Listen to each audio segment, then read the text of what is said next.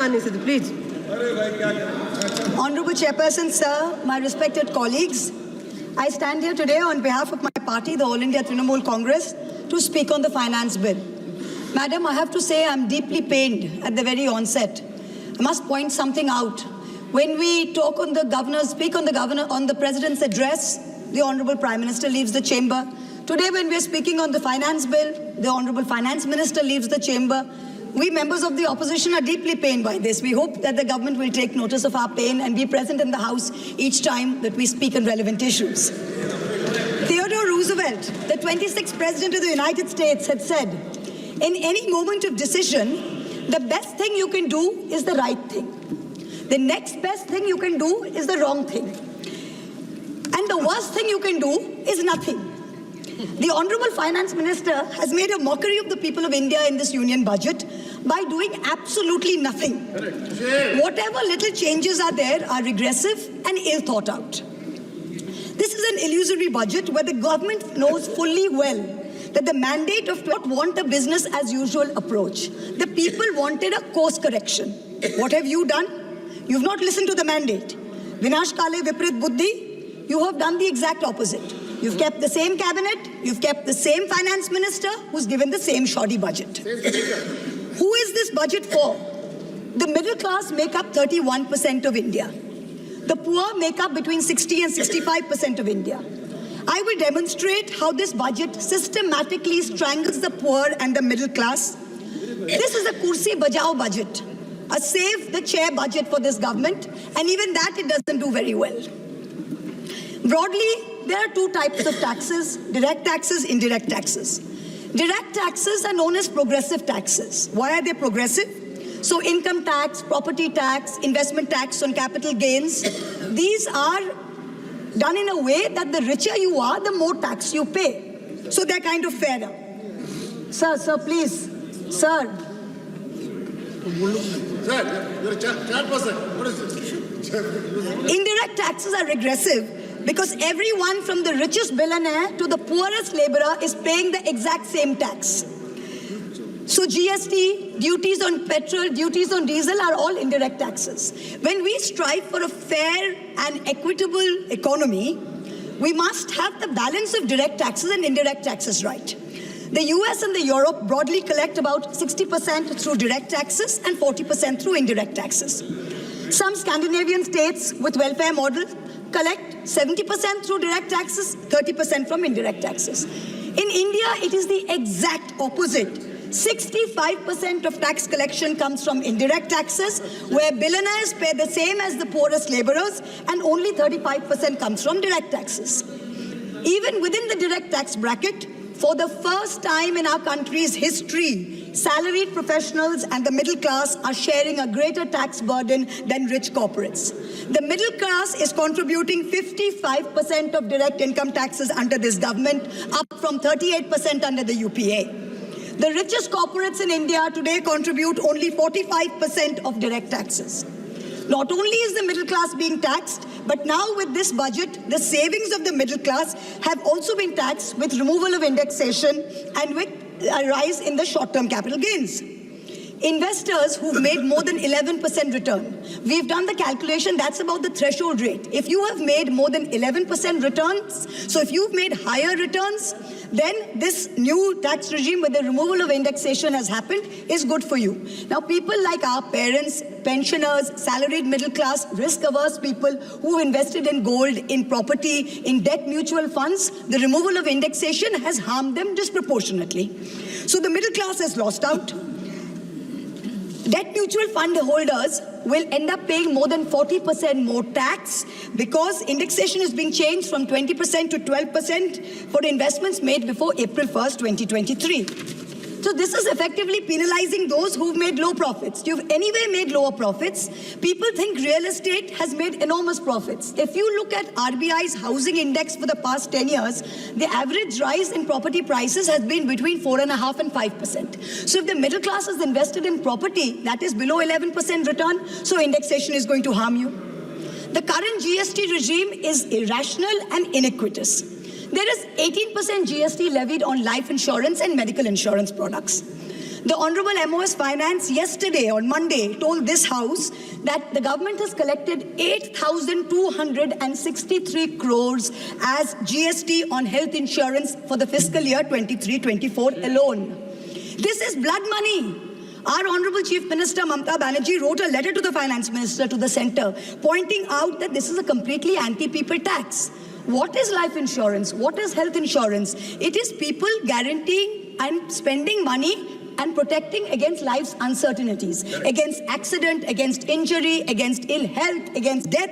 What are you doing? You are imposing GST, same rate that a billionaire pays, the poorest middle class person has to pay. So people are deterred from taking out new policies. People are deterred from continuing existing insurance. This should be removed at the earliest. Now let me now move on to what affects more than 70% of Indian citizens, social sector allocations. The general trend over the past decade, in every budget in the last 10 years, of which our Honorable Finance Minister has presented 7, has been in nominal terms, you have allocated more money to the social sector. But if you account for inflation and you look at real allocations, inflation adjusted, allocations have seen reductions of over 25% in the past 10 years. I'm going to look at real allocations, that is adjusted for inflation, for some major schemes in the past 10 years. Sarva Shiksha Abhijan, minus 18%. Rashtriya Madhyamik Shiksha Abhiyan, minus 9%. ICDS, which affects every child, it's a school scheme, minus 34%. Mission Anganwadi, minus 5%. PM Poshan, minus 45%. PMGSY, those of us who have rural areas, the Pradhan Mantri Gram Sadak Yojana scheme, minus 47% reduction in real terms. The National Social Assistance Program, minus 20%. The combined expenditure on 5 social schemes, the top 5 social schemes as a percentage of GST, of GDP, has declined from a peak of 0.93%. So almost 1% of GDP in 2009-10. Do you know where it is today in 23-24? It is 0.36%. It is only a third of what it was in 9-10. The Manrega budget during COVID, when the centre was telling all the states, please give employment to the labourers, they are going back. The Manrega budget in 2021 was 0.6% of GDP. Do you know what it is today? 0.26%. Specific budget figures for 24-25 are shameful. Specific figures, let's look at the specific figures. The allocation for Samarth, which is maternity entitlement and the creche scheme, has been reduced by 70 crores compared to budget estimates of last year. The budget for the National Social Assistance Program, for again those of us with rural areas, you know how important this is. This is what gives social security pensions to the elderly, to single women, to disabled. This is unchanged from last year at 9,652 crores. 9,600 crores, same as last year, no adjustment for inflation. The central contribution to social security pensions has been unchanged since 2014. It was 200 rupees in 2014. It is still 200 rupees per person today. The price of the cutlets in the parliamentary canteen in the last 10 years have been adjusted for inflation with the government's approval. The price of the cutlets in the parliamentary canteen have more than doubled. But when it comes to giving social security for the poorest of the poor, it is still 200 rupees in the last 10 years, no change. This budget's allocation, there is no room for higher salaries for Anganwadi workers. Their salaries have been unchanged since 2018. No room for higher honorarium for midday meal cooks. You have to understand a lot of the women in villages depend on only Anganwadi sectors and midday meal sectors for any source of employment. There has been no higher allocation for supplementary nutrition given to children. The National Food Security Act, the NAFSA, mandates coverage of 67% of the population through PDS. The Prime Minister has very proudly proclaimed that this is a food surplus country. Fine. Then why have we not increased the population covered under rations? Since 2011, you have not had a census. Since you have not had a census, you have not increased the number of people being covered under rations.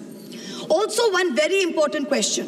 Why is the central government blatantly defying the directions of the Supreme Court? We went to the Supreme Court on the migrant workers case. The Supreme Court gave an order, a direct order to the central government that the central government is to give rations to 8 crore migrant workers of the unorganized sector who have been left out of the food security net. The last hearing was on 16 July 2024. Court again said that you have to please give money to the states which have issued additional cards, ration cards. But there's no room in the budget for this. There is no allocation. In this rush to protect its own chair, the government is making a very dangerous mistake, which is it's not giving enough to protect our borders. Military experts have repeatedly warned us that India's military capability has to be modernized because we are fighting on two fronts. One is against China, we need a dissuasive deterrent. Against Pakistan, we need an offensive deterrent. The budgetary allocation for defense in this budget is 6.22 lakh crores. This is a marginal decrease of 2,000 crores compared to revised budget estimates. We have reduced it by 2,000 crores. This year's allocation, the budget defense allocation, is 1.9% of GDP. This is the lowest since 1960, the lowest. Despite many economic constraints, past governments had always given close to 3% of GDP, which is the universal norm for defense. Over the last decade, ever since this government's been in power, it's been hovering around 2%. We have been unable as a government to compel China to restore status quo ante-April 2020 on the line of actual control. We have been unable to deter Pakistan. In the last 2 months alone, over 50 security personnel and about 10 civilian pilgrims have been killed in Jammu. Capital expenditure on military equipment, 1.7 lakh crores. On paper, this shows that it's almost a 10% increase. What we haven't taken into consideration is this increase was largely due to Russia's inability to supply contracted weapons to us because of the Ukraine war. If we take into account inflation and we take into account the rising dollar rate, we're almost flat. The gap between projections made by the armed forces and between actual allocation is 17 to 23%. That's the gap. कुर्सी बचाने में आप मस्त थे, देश को भी देखिए. We need close to 3%, 2.5 to 3% of GDP to defense. This is something that the country needs to look at.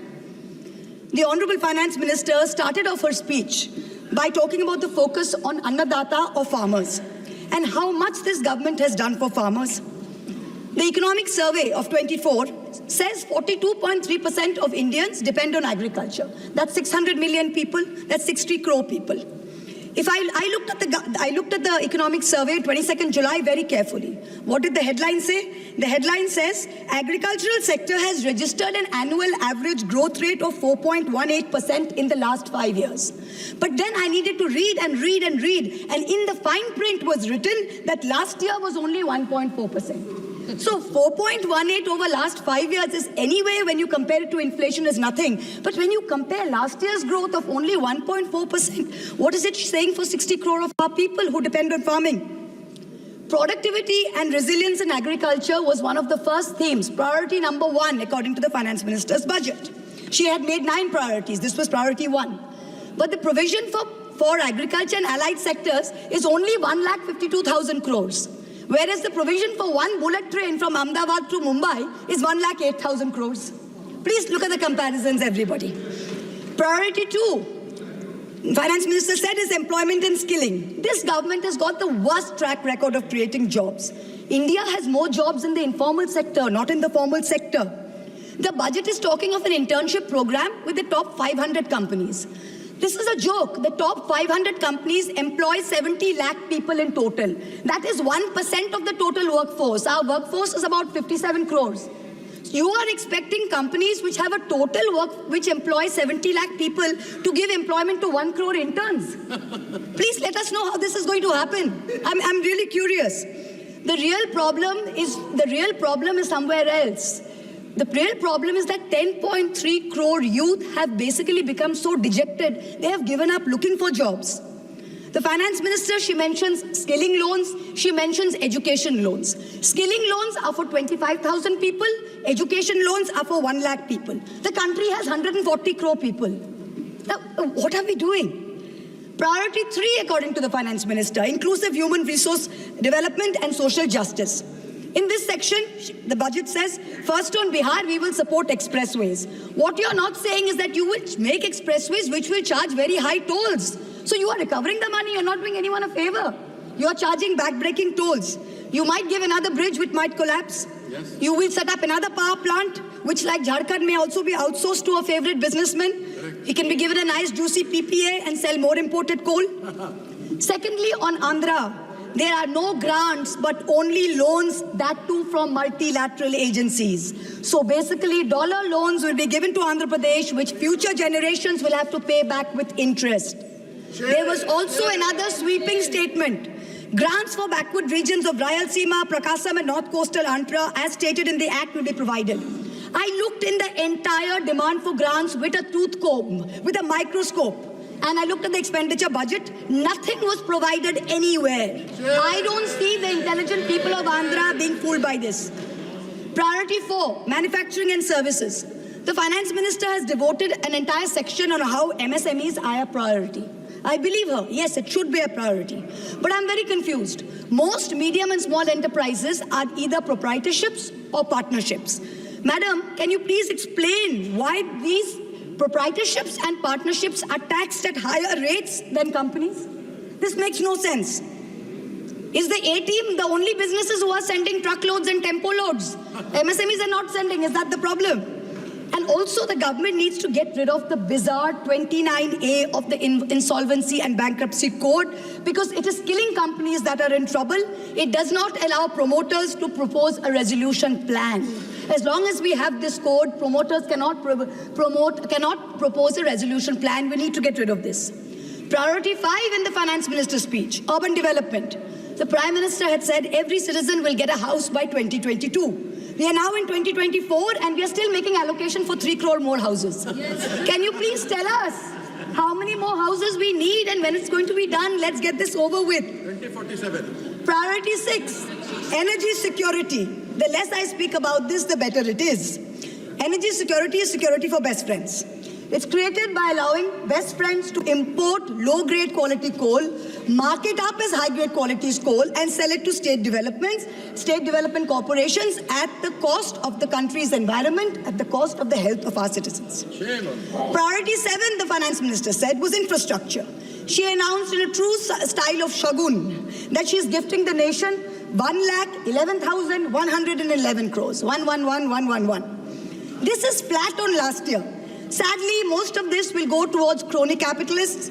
You'll make roads that have potholes, you'll have airports that leak, you will have bridges that fall out, and the taxpayer will pay for this. The budget speaks of private sector participation. But remember one thing, they bid out 6 airports to one company for a fee to be paid by the government. Then they created a policy that allows the regulator to keep increasing the user development fee. So actually, it's the flying public of India that are paying for this. Priority 8. Innovation, research and development. Grand words. These are just grand words. The finance minister seems to have forgotten that most entrepreneurs register their product and software IPs in foreign countries like the US, since IP registration system for patents is a complete failure in our country. Unless you fix patent registration, this is not going to happen. The last priority she talks about is next generation reforms. This is also another Jamla. She says, I propose to earmark a significant part of a 50-year interest-free loan for competitive federalism. So this is double speak. We'll keep this money in our pocket. If Nitish ji and Chandrababu ji see through our Jumla and they make a big fuss, we'll have some additional funds to keep them happy and to keep the government going. Finally, I have to mention one interesting fact, and I hope that the Treasury benches will have the patience to hear me out. Please. I wholly agree with the finance minister on one thing. The budgets for the CBI and the ED have been reduced this year, and I was wondering why. Is it because the voters didn't like the fact that you were using the CBI and the ED to go after the opposition and file fake affidavits? Or is it because you have outsourced the CBI and the ED completely to a businessman in Ahmedabad who's controlling the whole thing? Why have you reduced it? Number one, the former Maharashtra Home Minister highlighted how BJP leaders and agencies have threatened him to filing a fake affidavit.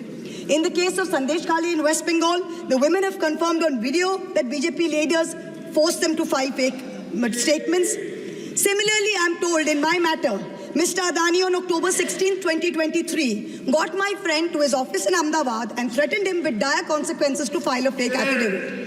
Actually, it was Mr. Adani's in-law, Mr. Cyril Shroff, who filed the fake affidavit and forced him to sign it.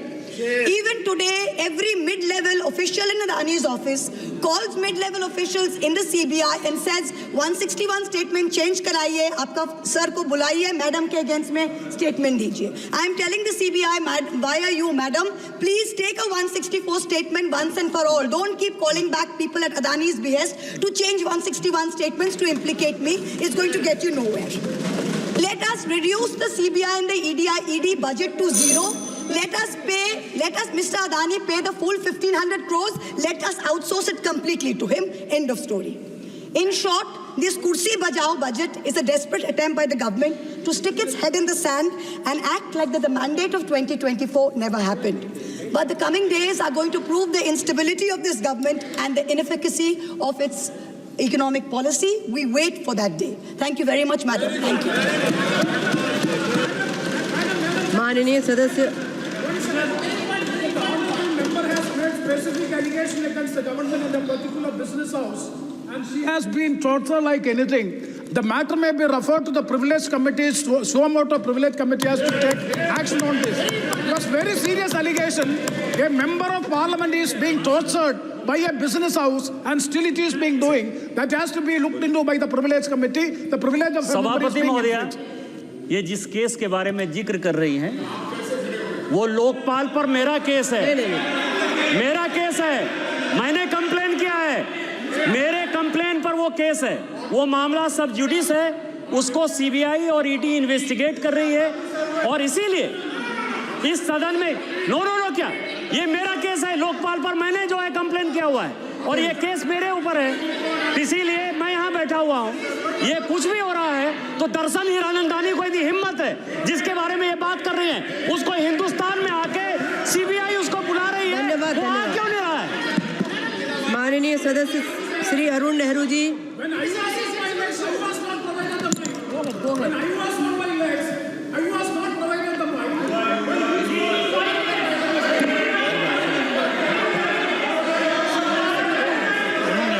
Please continue. Please, sir. Please.